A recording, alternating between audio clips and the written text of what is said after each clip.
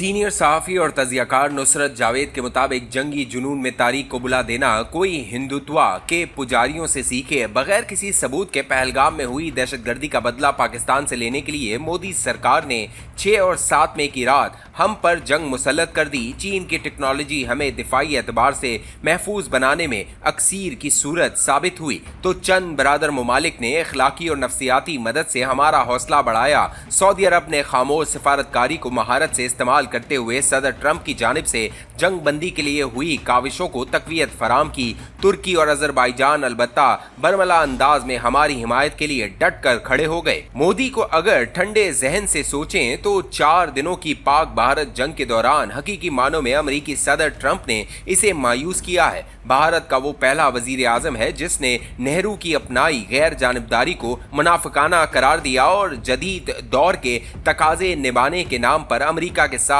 डट कर खड़ा हो गया। मौसूफ को ये गुमा था कि कारोबारी दुनिया से उठा ट्रंप भारत में बारी बरकम अमरीकी सरमायाकारी की हौसला अफजाई करते हुए इसे चीन के बराबर की कुव्वत बना देगा। ट्रंप और मोदी ने एक दूसरे की इंतखाबी मुहिम में भी कमाल होशियारी से हिस्सा लिया। ट्रंप इसकी खातिर मोदी के आबाई गुजरात भी चला गया। अपने साबका दौरे सदारत में इक्तदार संभालते ही ट्रंप ने ट्वीट्स की भरमार से पाकिस्तान को अमेरिका की अफगानिस्तान में मुश्किलात का जिम्मेदार ठहराना शुरू कर दिया।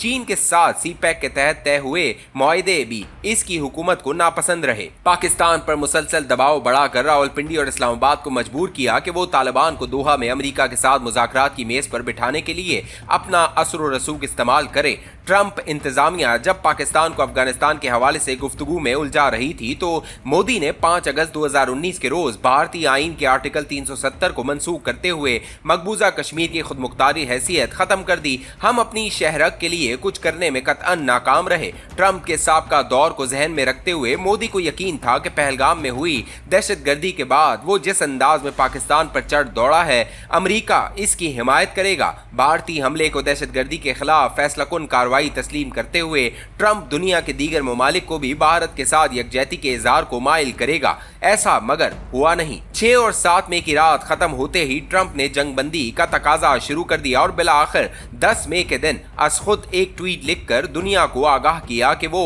इसके करीबी मुआविन 9 मई की रात सो नहीं पाए क्योंकि इन्हें खदशा था कि पाकिस्तान और भारत एटमी जंग की जानिब बहुत तेजी से बढ़ रहे हैं। इसके लिखे ट्वीट के चंद घंटों बाद जंगबंदी हो गई। भारत मगर तवातुर से इसरार करता रहा कि अमेरिका ने जंगबंदी में कोई किरदार अदा नहीं किया। ट्रंप अपने दावे को दोहराए चला जा रहा है और 13 मई से सऊदी अरब और कतर का दौरा करते हुए भी वो अपने किरदार की अहमियत को उजागर करता रहा। एक मौके पर वो अपने वजीर खारजा और मुशीर बराए कौमी सलामती मार्को रूबियो को कैमरों के रूबरू ये कहते हुए भी सुनाई दिया कि वो पाकिस्तान और भारत के मुशीरान कौमी सलामती को खाने की दावत पर बुलाए। इसके दौरान इन दोनों को बाहमी मुज़ाकरात के जरिए एक दूसरे पर मिसाइल फेंकने के बजाय बाहमी तिजारत पर आमादा करे।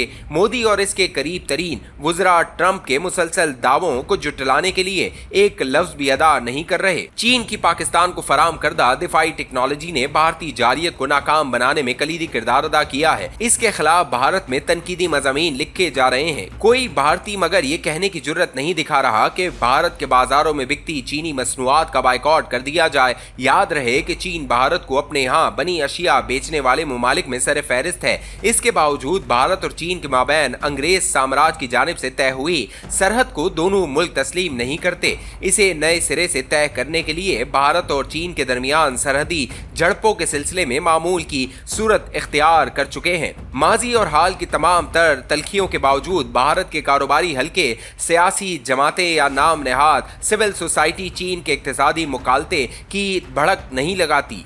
गुज़िश्ता 2 रोज से भारतीय मीडिया में लेकिन दुहाई मचाई जा रही है कि भारतीय सयाह तुर्की और अजरबैजान का बाइकॉट करें। साहूकारों की तरह हिसाब करते हुए भारतीय अवाम को बताया जा रहा है कि गुज़िश्ता 3 बरसों के दौरान औसतन 3 लाख भारतीय तुर्की गए हैं। इस मुल्क में क़याम के दौरान उन्होंने तकरीबन $400 मिलियन रिहाइश, बाम और बाजारों में खरीदारी में सर्फ किए। अजरबैजान तुर्की के मुकाबले में कहीं छोटा मुल्क है मगर ये हसीन लोगों का हसीन मुल्क भी है। अक्सर भारतीय वहाँ हनीमून के दिन गुजारने को तरजीह देते हैं। भारतीय सहकारों के लगाए हिसाब के मुताबिक इनके यहाँ से हर बरस औसतन 2.5 लाख सयाह अजरबैजान जाते रहे हैं। इस मुल्क में कयाम के दौरान भारतीय सयाह इज्तिमाई तौर पर $300 मिलियन खर्च करते हैं। सयाहों की जानिब से खर्च हुए डॉलरों का टोटल लगाकर भारतीयों को उकसाया जा रहा है कि वो तुर्की और अजरबैजान जाने से गुरेज करें। अजरबैजान के खिलाफ मुहिम चली तो इस बिरादर मुल्क के एक थिंक टैंक के सरबराह डॉक्टर अहमद शायर ओगलो ने खम ठोक कर